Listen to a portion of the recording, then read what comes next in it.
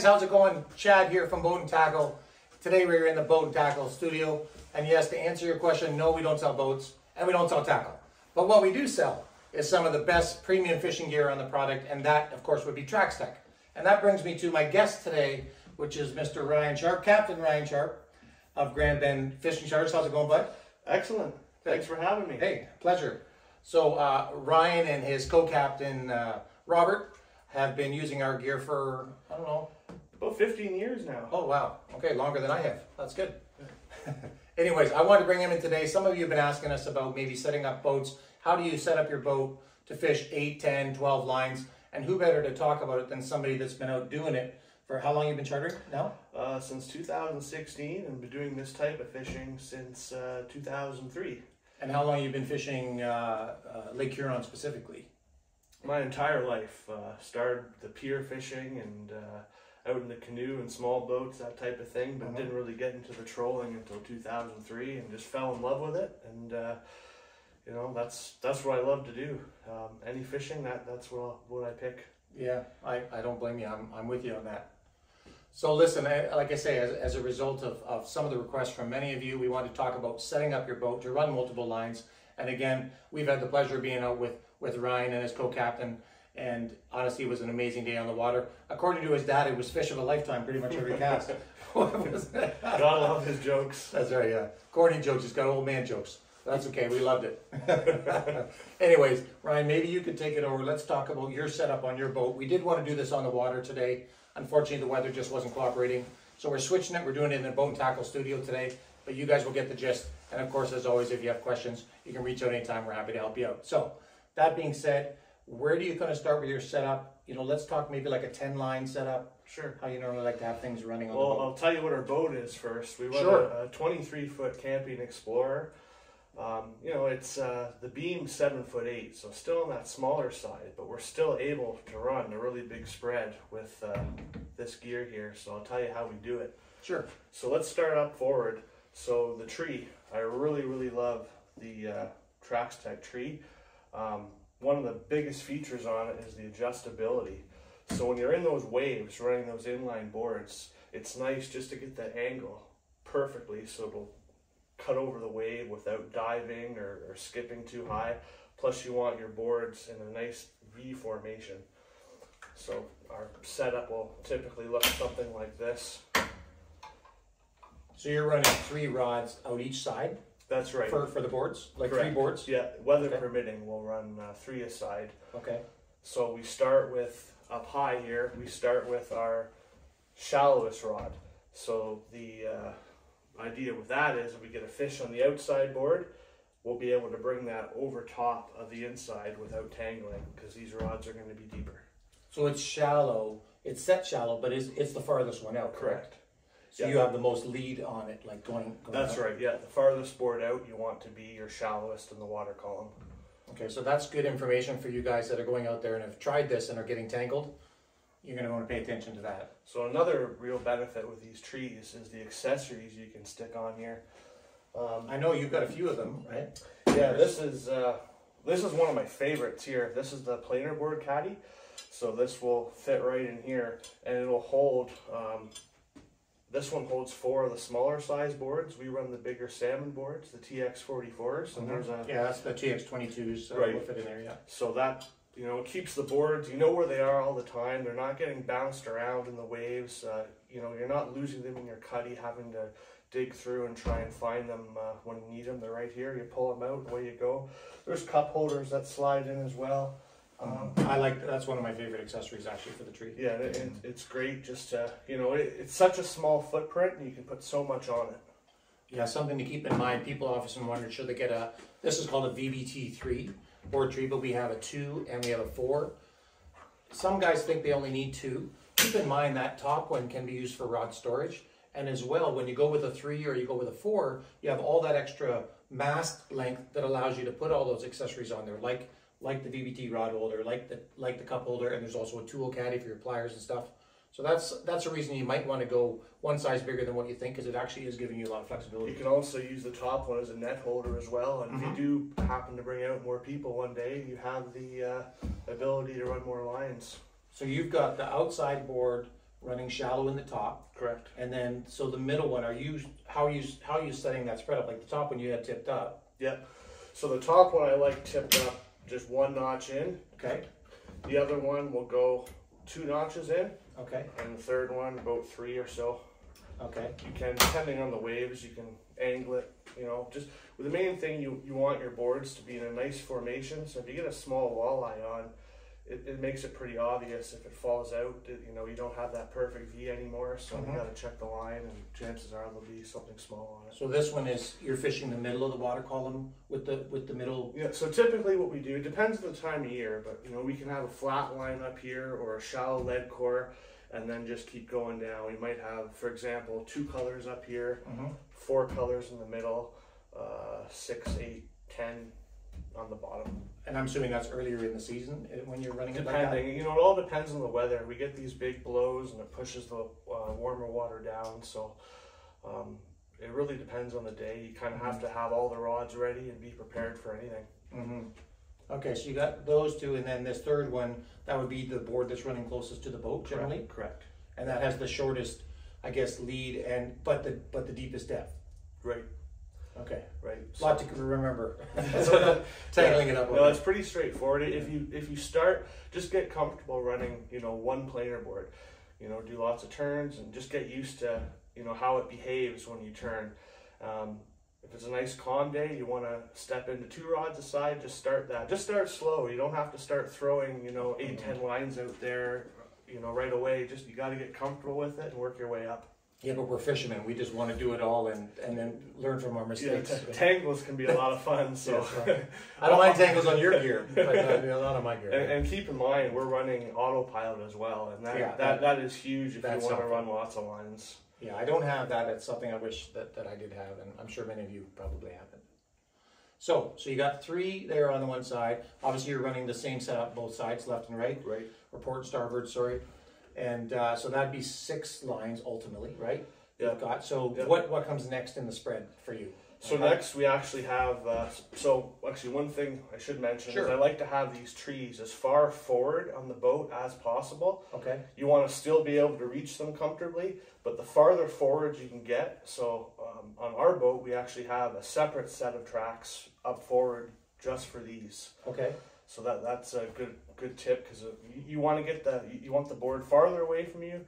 The farther up forward you have it, the farther away from the boat it's going to go. So the more water you're going to cover with the least amount of line. Makes sense. I guess in the same reason why, like the musky guys will put the big, planer reels up at the very front of the boat, right? Just to keep those boards out there. So next in line, we have a net holder. So that's, it's behind our tree, so it's out of the way and it's not into our other stuff, other rod holders or dipsy and all that. So this is the angled holder, and the benefit of this is when you net a fish and you get all that slime in your net, we always rinse it, but you can never rinse it all off. I know. So to have it here, you're not going to get rained on. You're not going to get that slime. It's going to stick over the water and just kind of dangle there. Yeah, that's our RRH-210. There's an RRH-200, which is the straight up and down version, and then the RRH-210. I believe that's a 15-degree angle, if I'm not mistaken. But it's just enough. I know in my own boat I switched. Same sort of thing. Just I'm a big musky guy, and they're infamous for a tremendous amount of slime, and being able to just put that there and have all that stuff dripping into the lake instead of into the boat, it's key. If you like a clean boat, which I do. Yeah, and we do run a net on each side, because you wouldn't believe how many times we get double, triple headers, and you got to be ready. If you get that one fish in, you're untangling the net with the hook, and the other fish is ready. If it's a big king, if you don't get it quick enough, he's going to dive into your other lines, and you're going to have a mess and probably lose the fish. Got to pay attention. So I got the net, and then this is, I'm guessing, your dipsy we're talking about? Yeah, this is one of the best pieces of equipment that we've ever used. One of Traxstech's greatest. So this is the GT-100, the ratcheting holder. So we always use this for our dipsies. So even though this is like a brand new one, it's a little tighter, but look how smooth. You can bring that up. You get a fish on,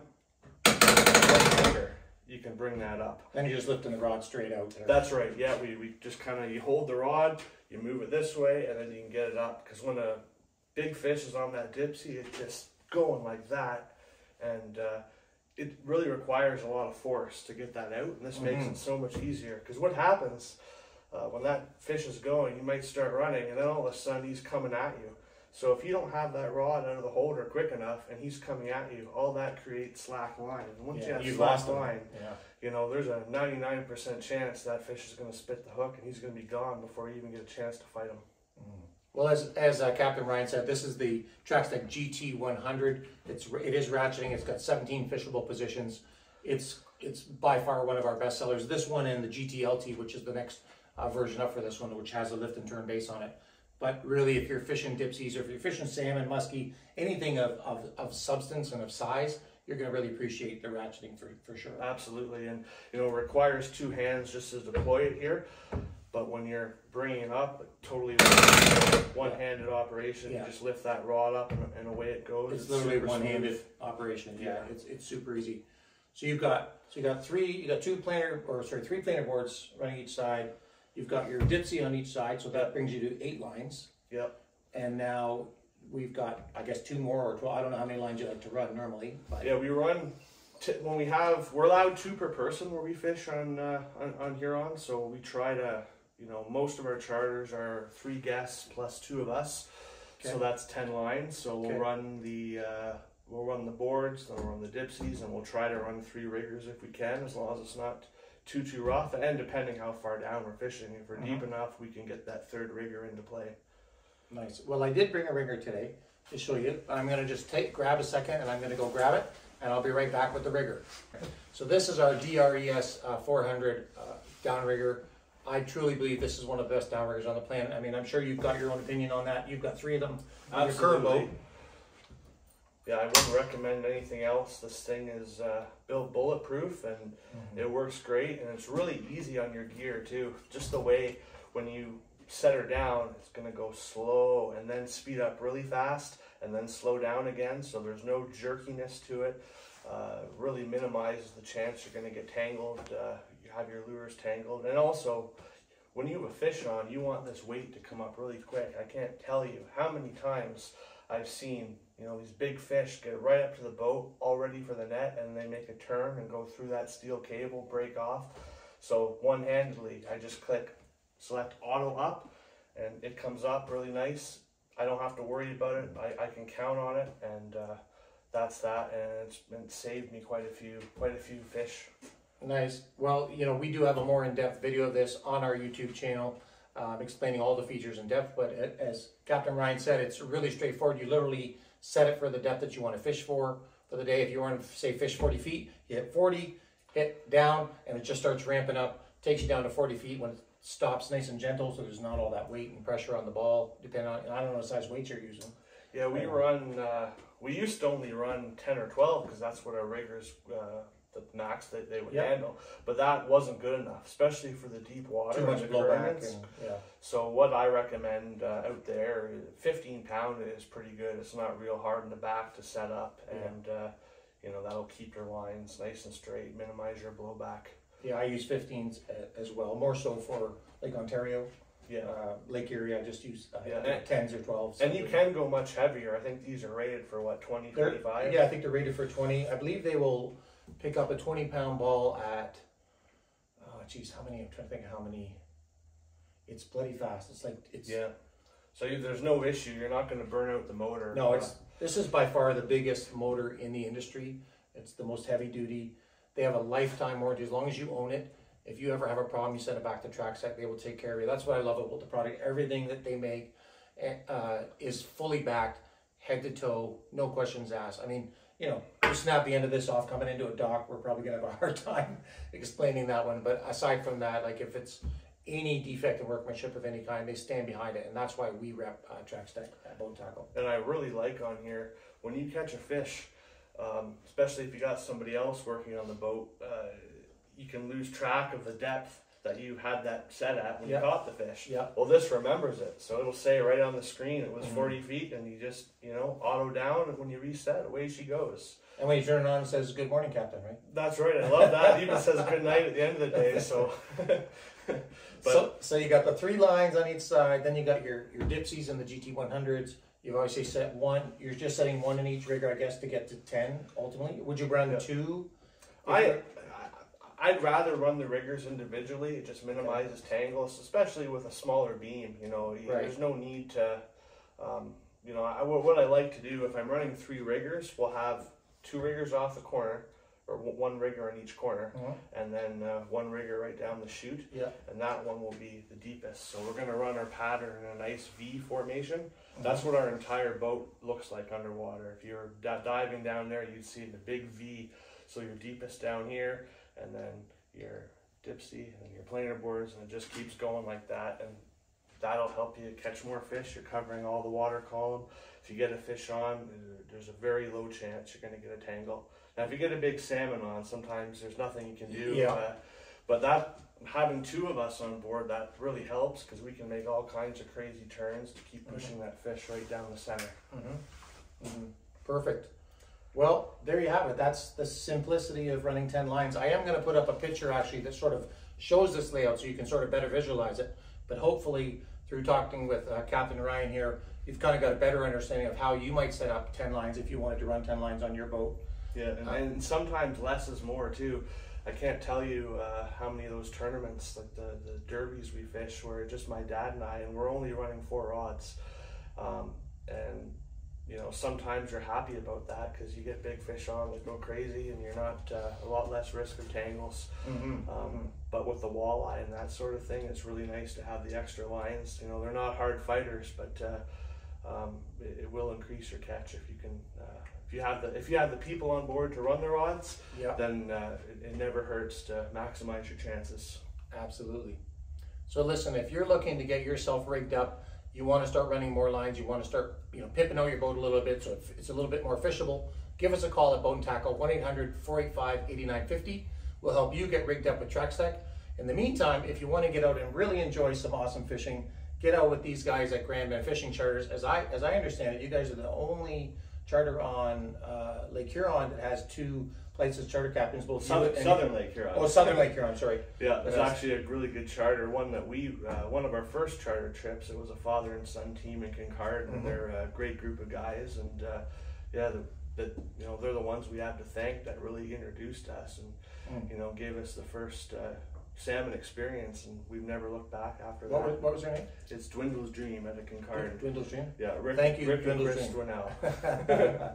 Got these guys going. Listen, we've been out, my partner Ryan and myself have been out with these guys. We had an amazing time on the water.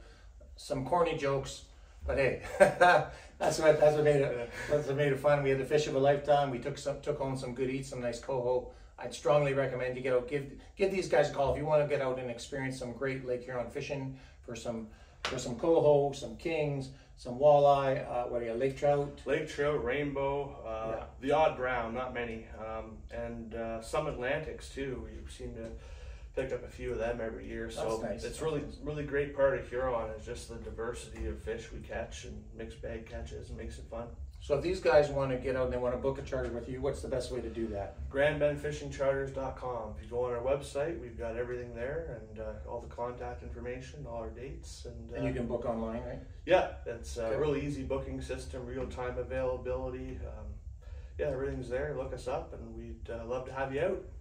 Well, thank you again, Ryan, for coming. I appreciate it. We got a little bit of room behind all the gear. Again, you need any help rigging up your boat, check us out at boatandtackle.ca. Give us a call, 1-800-485-8950. If you want to get out on the water and throw some boat in the cooler, or some fish in throw some fish in the boat. There's the highlight reel. Throw some fish in the boat. Captain Ryan and Captain Robert Sharpe are the guys you want to go talk to at Grand Bend Fishing Charters. Thanks again, guys, for coming in. Any questions about any of this setup, don't hesitate to reach out. See you on the water.